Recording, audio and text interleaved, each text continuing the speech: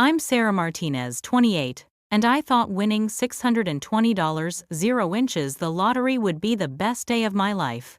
Instead, it became the moment my family showed their true colors. When I excitedly called my parents to share the news expecting celebration, I got an ultimatum instead: give half to Emma, or pack your bags. My golden child sister apparently deserved my windfall because she was struggling with her third failed business venture. That phone call didn't just shatter my joy, it exposed decades of favoritism that would ultimately destroy our family forever. What happened next changed everything, and the revenge that followed was sweeter than any lottery jackpot. Before we dive into this family drama that'll make your jaw drop, I'm curious, where are you watching from right now? If you're already hooked by this family betrayal story, smash that like button because trust me, you won't believe how this unfolds. And don't forget to subscribe, because family karma stories like this are exactly why this channel exists. Now let me take you back to where it all began, and I promise you the plot twists ahead will leave you speechless. Growing up in the Martinez household, the hierarchy was crystal clear. Emma, my younger sister by 3 years, could do no wrong. I was the responsible one: straight A's, part-time jobs, since 16, college scholarship, you name it. But somehow, Emma's mediocrity was always celebrated, while my achievements were expected, never praised. When Emma dropped out of college to pursue her artistic vision, our parents applauded her courage. When I graduated summa cum laude with my engineering degree, Dad mumbled "good job" without looking up from his newspaper. Emma's first business, a boutique selling overpriced vintage clothes, failed within 8 months. Mom and Dad bailed her out with $15,000 from their retirement savings, calling it an investment in her future. Her second venture was a food truck specializing in fusion cuisine that nobody wanted. Another $20,000 down the drain. But again, my parents swooped in to rescue their precious daughter. Meanwhile, when I needed help with my student loan payments after a brief period of unemployment, I was told to figure it out and be more responsible with money. The pattern continued through our 20s.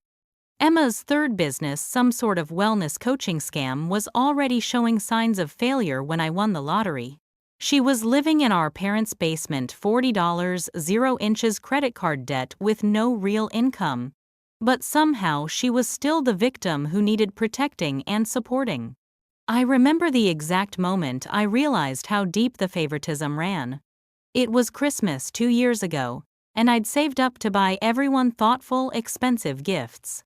I got Dad the vintage watch he'd been eyeing, Mom the designer handbag she'd mentioned months earlier, and Emma a professional camera for her latest photography business phase. In return, I got a $10 candle from the grocery store clearance rack. The price tag was still on it. Emma, meanwhile, received a new laptop, designer, clothes, and a check for $5,000 to help with her business expenses. When I quietly mentioned to Mom that the gift disparity seemed a bit unfair, she told me I was being selfish and jealous and that I should be grateful for what I have. That night, lying in my childhood bed in the guest room, Emma, of course, got to keep her old room exactly as it was. I finally understood that no matter what I accomplished, no matter how successful or responsible I became, I would never be enough in their eyes. Emma would always be the sun their world revolved around, and I was just a distant planet expected to orbit silently without complaint. The lottery win felt like vindication at first. Finally, something good was happening to me, something that couldn't be attributed to hard work or responsibility, or any of the qualities my parents found so unremarkable. It was pure luck, and for once, I was the lucky one. I should have known they'd find a way to make it about Emma. When I bought that lottery ticket at the corner store near my apartment, I wasn't thinking about changing my life. I just wanted a small thrill, a momentary escape from the monotony of my engineering job. The numbers I chose were random, no birthdays, no anniversaries, nothing sentimental. Maybe that should have been my first clue that this win would have nothing to do with family. Checking those numbers the next morning felt surreal. I checked them 3 times, then called the lottery office to confirm $620 after taxes. Not enough to quit working forever, but enough to pay off my student loans, buy a house, maybe take that vacation to Europe I'd been dreaming about since college. My first instinct was to call my parents. Despite everything, despite years of feeling overlooked and undervalued, I still craved their approval and excitement. I wanted to share this moment of pure joy with the people who were supposed to love me unconditionally. I should have called my best friend instead. The phone call with my parents didn't go as planned, but they insisted we meet in person to discuss the situation properly. I drove the 3 hours to their house that weekend, still naive enough to believe this could be worked out rationally. Emma was already there when I arrived, sitting at the kitchen table with Mom and Dad, like they'd been planning this intervention for days. The formal seating arrangement should have been my first red flag. This wasn't a celebration, it was a tribunal. "Sit down, Sarah," Dad said, gesturing to the empty chair across from them. "We need to talk about this lottery situation." Situation. Not win, not blessing, not stroke of luck. Situation. "I don't understand," I said, genuinely confused. "What's there to discuss? I won some money. I thought you'd be happy for me." Mom leaned forward with that condescending expression I knew so well. "Of course we're happy, sweetie. But we need to think about the family as a whole. Emma is going through a really difficult time right now." I glanced at my sister, who was staring at her hands, refusing to make eye contact.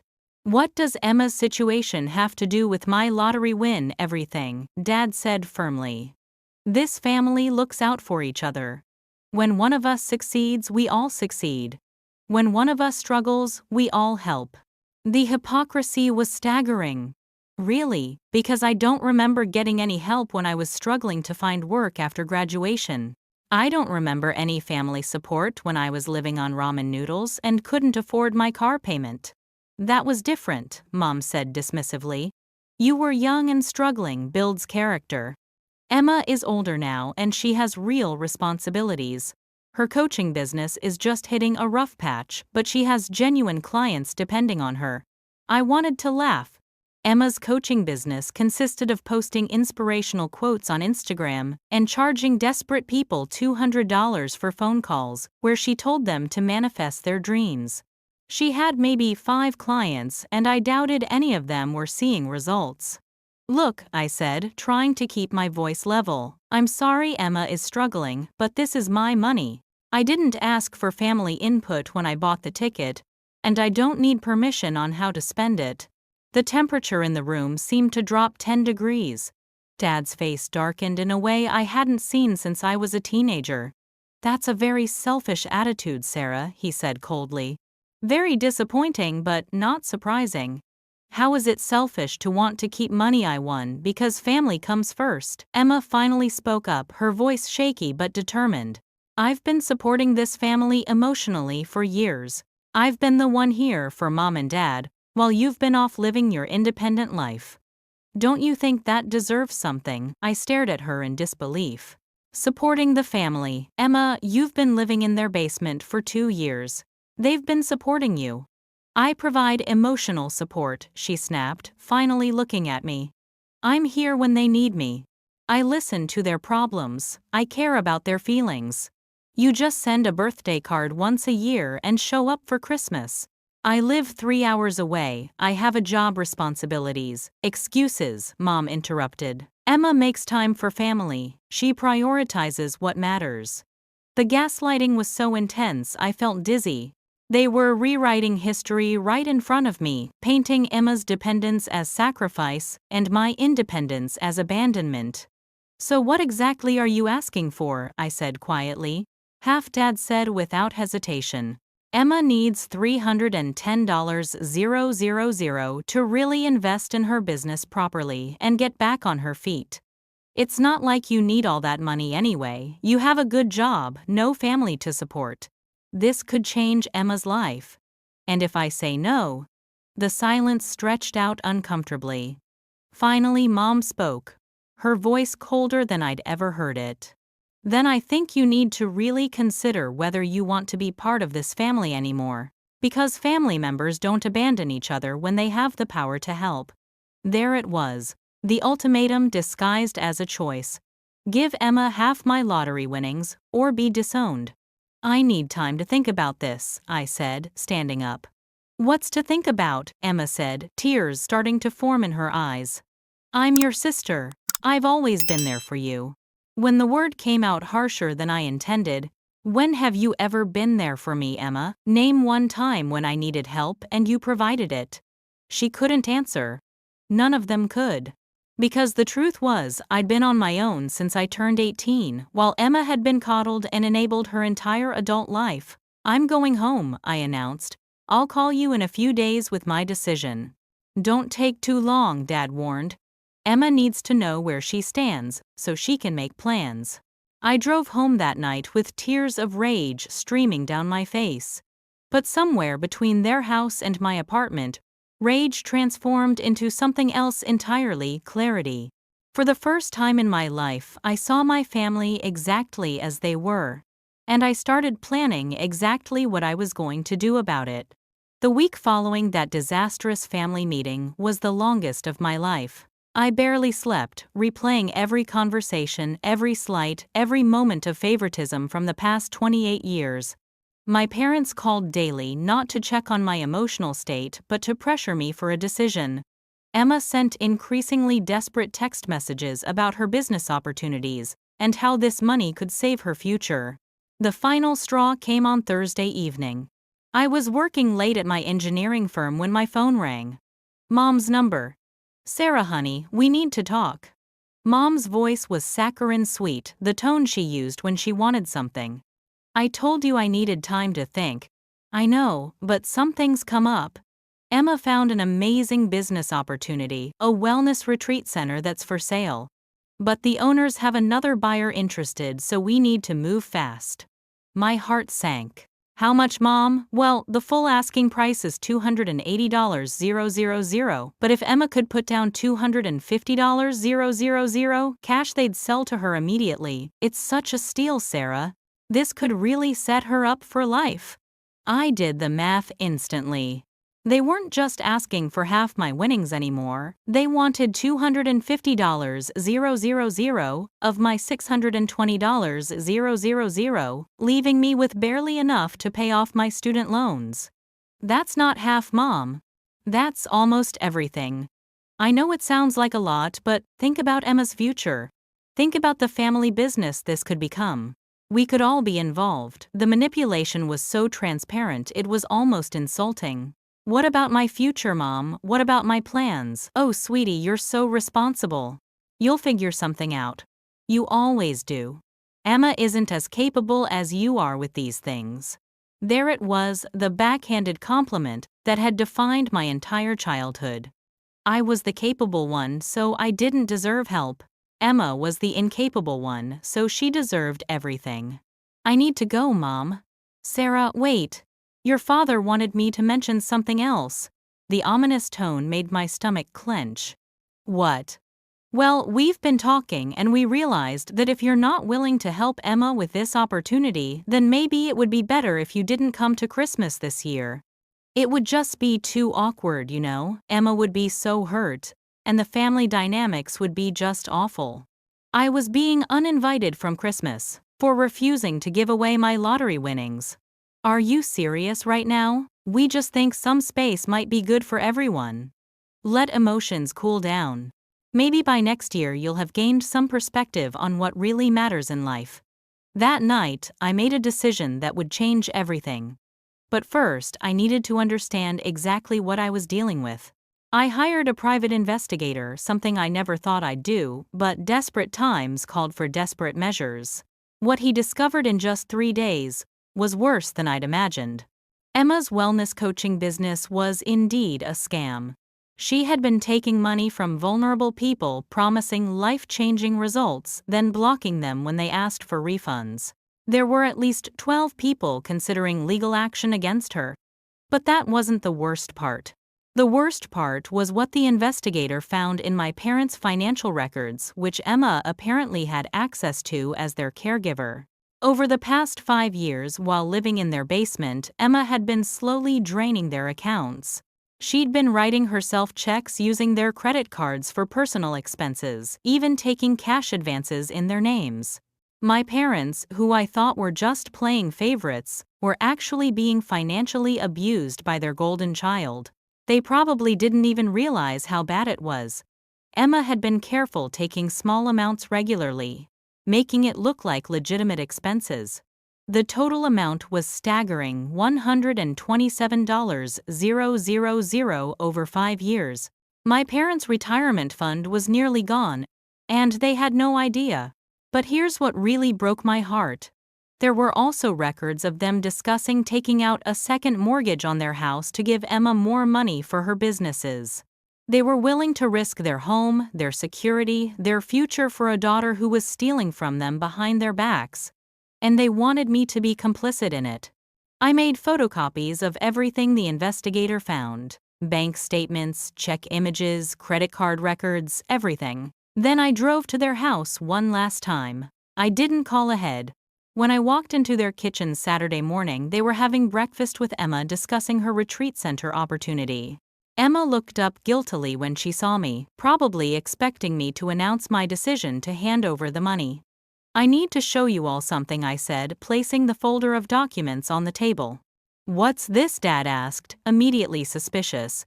"Emma's real business records." "And yours." Emma's face went white as I opened the folder and started spreading out bank statements and canceled checks. This check for $3,000, supposedly for household groceries. Emma wrote it to herself 2 days before buying that new designer purse. This $5,000 medical emergency withdrawal happened the same week she went to that spa weekend with her friends. Mom's face was changing as she looked at the documents, recognition and horror dawning slowly. "Sarah, what are you trying to?" Emma started, but I cut her off. "I'm trying to show our parents that their retirement fund is gone. $127,000. Emma, you've stolen $127,000 from them over 5 years. "Those weren't stolen," Emma protested, her voice shrill. "They were loans. I was going to pay them back when my business took off." "With what money?" I demanded. "Your wellness coaching scam that you're about to get sued over, your retreat center that doesn't exist." Dad was studying the bank statements with growing alarm. "Emma, is this true? Did you take this money without asking?" "I was going to tell you. I just needed to get established first. Once Sarah gives me the lottery money, I can pay you back everything plus interest." The room fell silent, except for the sound of papers rustling as my parents went through the evidence. I watched as years of blind faith crumbled before their eyes. "Get out, Mom," whispered, finally staring at Emma. "What, get out?" Mom screamed, standing up so violently her chair fell backward. "Get out of my house. Get out and never come back." Emma looked frantically between our parents and me as if waiting for someone to reveal this was all a joke. When no one did, she turned to me with pure hatred in her eyes. "This is your fault," she spat. "You've always been jealous of me, and now you've turned them against me. You'll regret this, Sarah. I promise you'll regret this." She stormed out, slamming the front door so hard it shook the house. The silence that followed was deafening. Finally, Dad spoke, his voice broken. "How did you find all this?" "I hired a private investigator. I needed to understand what was really going on before I made any decisions about the lottery money." Mom was crying quietly, still staring at the evidence of her daughter's betrayal. "We trusted her. We gave her everything." "I know," I said gently. "And I'm sorry. But there's more you need to know." I showed them the records of Emma's scam business, the complaints from her victims, the legal troubles she was facing. By the time I finished, they looked like they'd aged 10 years. "What can we do?" Dad asked helplessly. "About Emma, probably nothing. She's an adult, and proving financial abuse between family members is complicated. But about your situation, I think I can help with that." They both looked at me with confusion. "I'm going to pay off the money Emma stole from you.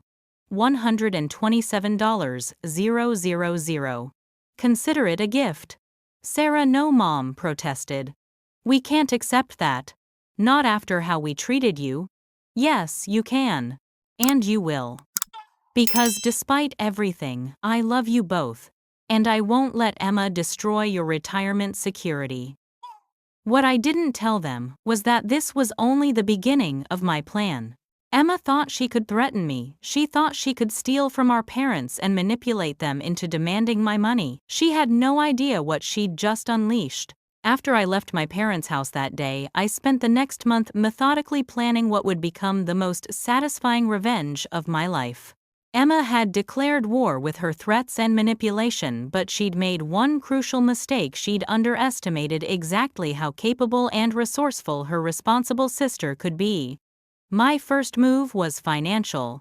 I didn't just replenish my parents' retirement fund, I exceeded it. I put $150,000 into their account, set up a trust that Emma couldn't access, and arranged for their financial security to be protected by a lawyer who specialized in elder abuse cases.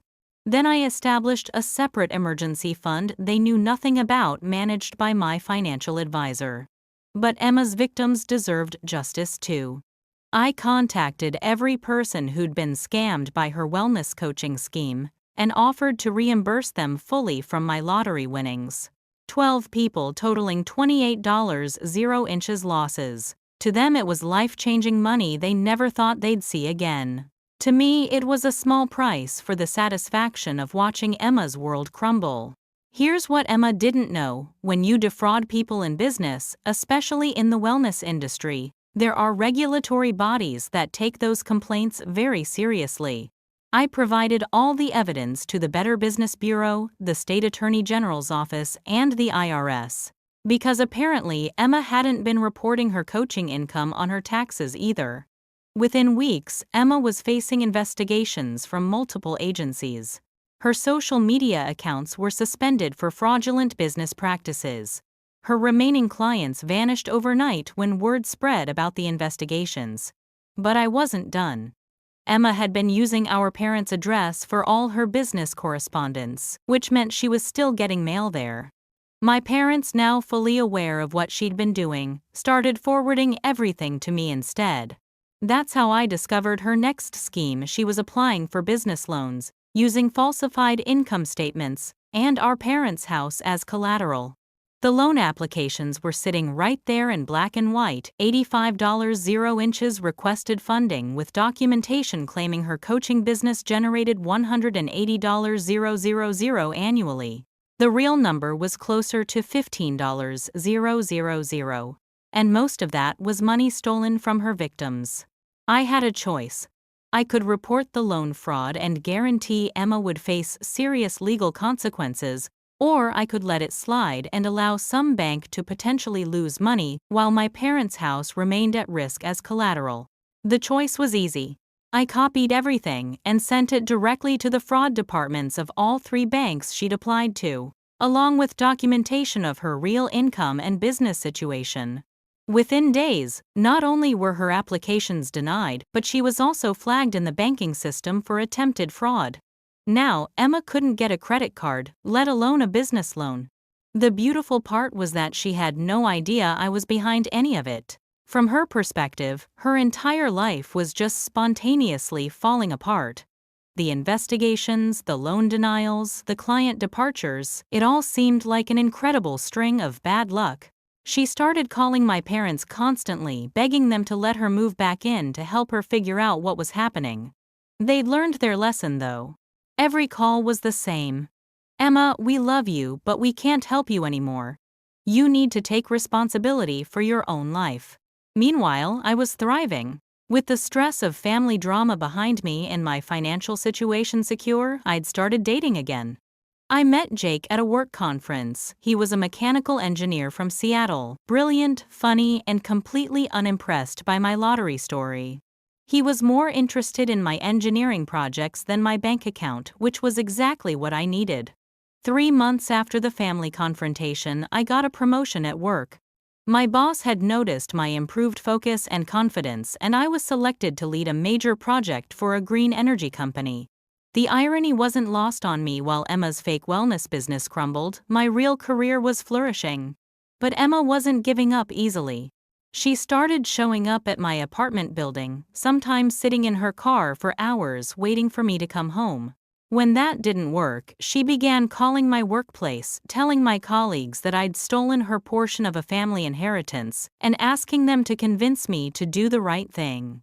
That's when I decided to end this once and for all. I gathered every piece of evidence I had about Emma's crimes, the financial abuse, the business fraud, the loan applications, the victim testimonials, and compiled it into a comprehensive report. Then I scheduled a meeting with a detective who specialized in white-collar crime. "This is impressive documentation," Detective Morrison said after reviewing the file. "Usually, these family financial abuse cases are difficult to prosecute because the evidence is scattered or incomplete. You've essentially built the entire case for us. What happens now?" "Now we investigate officially. If everything you've provided checks out, and it looks like it will, your sister will likely face multiple felony charges." I should have felt guilty about turning in my own sister. Instead, I felt relieved. Emma had made her choices hurt multiple people and showed no remorse. She'd threatened me when I refused to enable her crimes. Natural consequences were finally catching up to her. The arrest happened 2 weeks later. Emma was picked up at a coffee shop where she'd been meeting with another potential coaching victim. Apparently, she'd decided to continue scamming people despite the investigations. My parents called me that evening devastated. "I know she's been awful," Mom cried into the phone, "but she's still our daughter. This will destroy her completely." "Mom, she destroyed herself. I just made sure she couldn't hurt anyone else in the process." It took several more conversations, but eventually they understood. Emma's problems weren't the result of favoritism or family dynamics. She was a predator who had learned to use their love as a weapon. The criminal charges weren't about sibling rivalry. They were about protecting future victims. The local newspaper picked up the story because Emma had been somewhat known in town for her social media presence and business ventures. "Local woman arrested for business fraud and financial elder abuse" was the headline that ran with her mugshot. That's when the real justice began to feel sweet. The trial was a media circus that Emma never saw coming. What started as local news coverage exploded when a victims' rights blogger picked up the story, and Emma's case became a cautionary tale about family financial abuse that went viral. Emma had always craved attention, and now she had it, just not the kind she'd dreamed of. Her mugshot became a meme. Her old Instagram posts with their tone-deaf inspirational quotes about manifesting abundance while she was stealing from elderly parents were screenshot and shared across social media platforms. The prosecution's case was airtight thanks to the evidence I'd provided. Emma's lawyer tried to argue that the financial transactions were family gifts and informal loans, but bank records don't lie. Neither do text messages, which Emma had been careless enough to save. The prosecution read several of Emma's texts aloud in court, including one particularly damaging exchange with a friend, where she'd written, "LOL, my parents are so gullible. Just told them I needed $5K for a business conference, and they transferred it immediately. Going to Cabo instead." Emma sat in the defendant's chair, looking smaller and more pathetic with each piece of evidence presented. The confident, manipulative woman who demanded half my lottery winnings was gone, replaced by someone who finally understood that actions have consequences. But the moment that will stay with me forever came when the prosecution called Mrs. Chen to testify. Mrs. Chen was a 7-year-old widow who'd paid Emma $1,200 for life coaching after her husband's death, hoping to find purpose and direction in her grief. Instead, Emma had taken her money, provided 3 brief phone calls full of generic advice, then blocked her number when she asked for help or a refund. Mrs. Chen's testimony was devastating. She spoke about her loneliness, her desperation to connect with something meaningful after losing her partner of 40 years, and how Emma had exploited that vulnerability for profit. She told me I needed to invest in myself to heal, Mrs. Chen said, her voice shaking with emotion. She said the money was an investment in my future happiness. But after she took my money, she never called me back. When I tried to reach her, she told me I was being negative and resistant to growth. I felt so stupid, so ashamed. I didn't tell my children what happened because I was embarrassed. Emma actually had the audacity to cry, while Mrs. Chen spoke as if she was the victim in this situation. But the judge wasn't having it. Miss Martinez, Judge Williams said during sentencing, "You systematically exploited vulnerable individuals, including your own elderly parents, for your personal gain. Your actions show a complete disregard for the trust that family and community relationships require to function." Emma received 3 years in prison for the financial elder abuse charges, plus 2 additional years for the business fraud counts. 5 years total, with possibility of parole in 3, if she demonstrated genuine rehabilitation and paid full restitution to all victims. The restitution order was particularly satisfying. $312,000 to cover all the money she'd stolen from our parents, defrauded from her coaching victims, and attempted to obtain through false loan applications, plus court costs and penalties. Since Emma had no assets and no legitimate income, the restitution would likely follow her for the rest of her life. Even if she eventually got out and found real employment, a significant portion of her wages would be garnished until every penny was repaid. But the story didn't end with the sentencing. 2 days after Emma was led away in handcuffs, my parents asked me to come for dinner. Not to discuss family drama or ask for anything, just to spend time together. "We owe you an apology that goes deeper than we know how to express," Dad said as we sat around the same kitchen table where this whole nightmare had started. "You don't owe me anything," I replied, and I meant it. "You were being manipulated by someone you loved. That's not your fault. It is our fault," Mom insisted. "We enabled her behavior for years. We made excuses, we gave her money without asking questions, and worst of all, we made you feel like you were less important because you didn't need constant rescuing." That conversation lasted until 2 a.m. We talked about Emma's childhood, the patterns we'd all missed or ignored, the ways our family dynamic had become twisted without any of us realizing it. They told me stories I'd never heard about Emma's behavior as a child: the lying, the manipulation, the way she'd pit our parents against each other to get what she wanted. "We thought we were helping her," Dad said. "We thought if we just loved her enough, supported her enough, she'd eventually figure things out. Instead, we taught her that other people would always solve her problems," Mom added. "And we taught you that you didn't deserve the same consideration." By the end of that conversation, something had shifted fundamentally in our relationship. For the first time in my adult life, I felt like my parents actually saw me not as the responsible daughter who could handle anything, but as a person who deserved love and support and consideration. Over the following months, we rebuilt our relationship slowly. They started calling just to chat, not because they needed something. They celebrated my work successes and my relationship with Jake. When Jake and I got engaged 8 months later, they threw us an engagement party and gave a toast about how proud they were of the woman I'd become. Emma, meanwhile, was struggling in prison. She wrote letters to our parents, constantly alternating between apologies and accusations. Sometimes she claimed to understand what she'd done wrong. Other times, she insisted she was being persecuted for family jealousy. The letters revealed that even behind bars, she hadn't really changed. She was still manipulating, still playing victim, still refusing to take genuine responsibility. My parents stopped responding to the letters after a few months.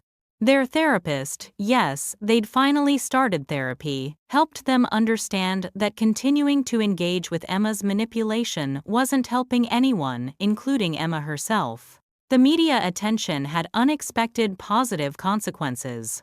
The victims' rights blogger who'd first shared Emma's story started a support group for people who'd been scammed by fake life coaches and wellness gurus. Mrs. Chen became a spokesperson for elder fraud awareness. Several other people came forward with similar stories about family members who'd exploited their trust. What had started as my personal family drama had become a catalyst for helping other victims and preventing future crimes. Emma's case was now used as a training example for fraud investigators and elder abuse specialists. And me, I was finally genuinely happy. My relationship with my parents was stronger than it had ever been. Jake and I were planning a wedding for the following spring. My career was thriving. The green energy project I'd led won a national engineering award, and I was being recruited by firms across the country. The lottery money had been the catalyst for all of this, but the real prize wasn't financial, it was the truth and the freedom that came with it.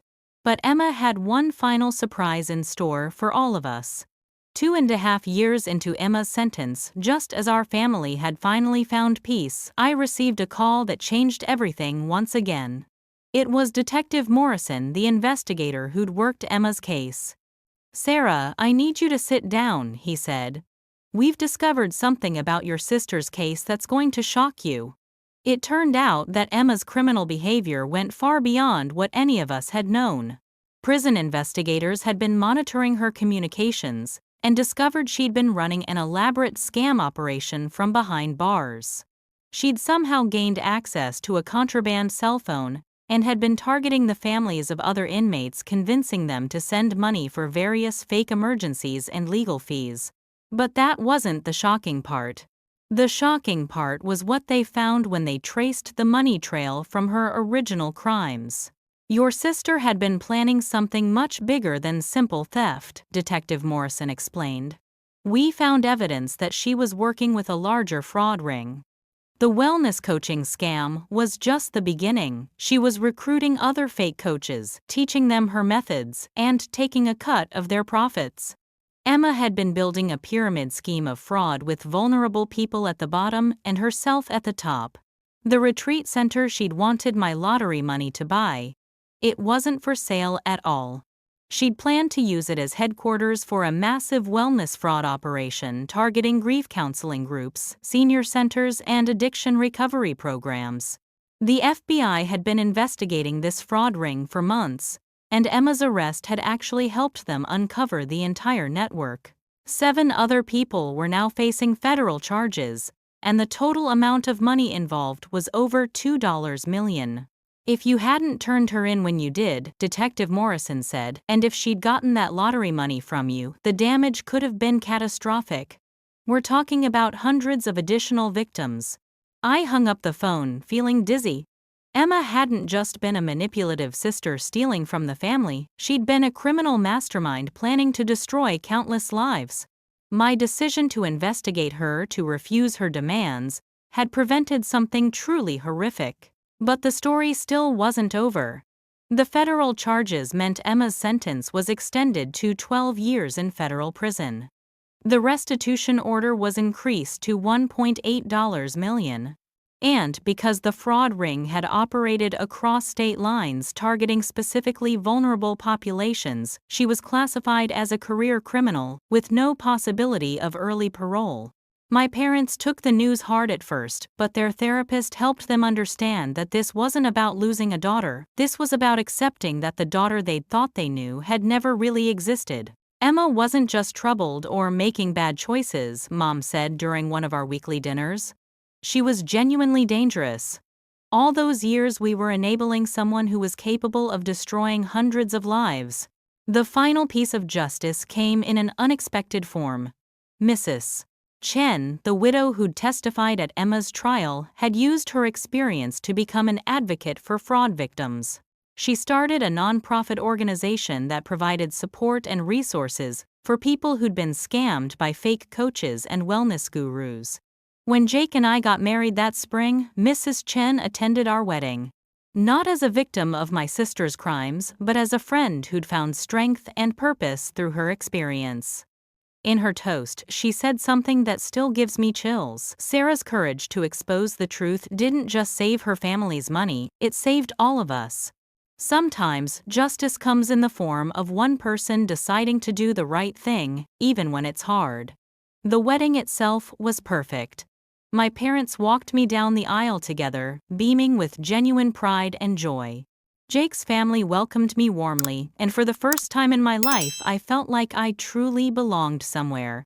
Emma sent a bitter letter from prison that arrived the day before our wedding. I didn't read it. I handed it directly to my therapist to deal with during our next session. Whatever manipulation or guilt trip it contained wasn't going to touch this moment of pure happiness. 3 years later, Jake and I bought our dream house with the remaining lottery money. We started a family, twin girls, who will grow up knowing they're loved equally and unconditionally. My parents are amazing grandparents who spoil the babies responsibly and support our parenting decisions completely. Emma is still in federal prison and will be for many years to come. She continues to write letters that we don't read and make phone calls we don't answer. The last update from her caseworker indicated she's been involved in several disciplinary incidents and shows no signs of genuine rehabilitation. Sometimes I wonder what would have happened if I'd just given her the money. If I'd taken the easy path, avoided the conflict, kept the peace. Then I remember Mrs. Chen and the hundreds of other potential victims who are living their lives safely because Emma's criminal operation was stopped. The lottery win that started this whole saga was $620,000. The money I spent exposing and stopping Emma's crimes was about $50,000 between the private investigator legal fees and victim restitution. The money I gave my parents to secure their retirement was $150,000. That left me with $420,000, which might seem like a loss, but the real return on investment was immeasurable. I gained a genuine relationship with my parents, found the love of my life, built a career I'm proud of, and helped prevent countless people from being victimized. Most importantly, I learned that sometimes the most loving thing you can do for family is to refuse to enable their destructive behavior. Sometimes justice comes from saying no. Sometimes karma needs a little help from people willing to do the hard work of holding others accountable. As I'm sharing this story with you, watching the final pieces of Emma's criminal empire get dismantled through ongoing federal investigations, I want to ask you something. Have you ever had to choose between family loyalty and doing the right thing? Have you ever had to set boundaries with someone you love, even when it meant facing their anger and rejection? The comments section is where I find the most incredible stories from people who've walked similar paths. And I'd love to hear about your experiences with family drama, setting boundaries, or times when standing up for yourself led to unexpected positive outcomes. If this story resonated with you, whether it reminded you of your own family dynamics or just satisfied that deep need we all have for justice to be served, please hit that like button. Your engagement helps me know these family karma stories are connecting with people who need to hear them. And don't forget to subscribe and ring that notification bell, because real-life family drama like this doesn't end when the video does. There are updates, new developments, and other stories from viewers who've been inspired to share their own experiences with toxic family members. And the moment they decided, enough was enough. Share this video with anyone who's ever felt like the family scapegoat. Anyone who's been pressured to enable a toxic family member. Or anyone who just loves a good story about consequences catching up with people who think they're above them. Sometimes the best thing we can do for each other is normalize the idea that blood doesn't make behavior acceptable, and that choosing your own peace and integrity is never selfish. Thank you for watching. Thank you for your incredible support in the comments, and I hope my story about choosing truth over family harmony gave you something valuable to think about. Until next time, remember that you're worthy of respect, your boundaries matter, and sometimes the most loving thing you can do is refuse to participate in someone else's dysfunction. Take care, and I'll see you in the next one.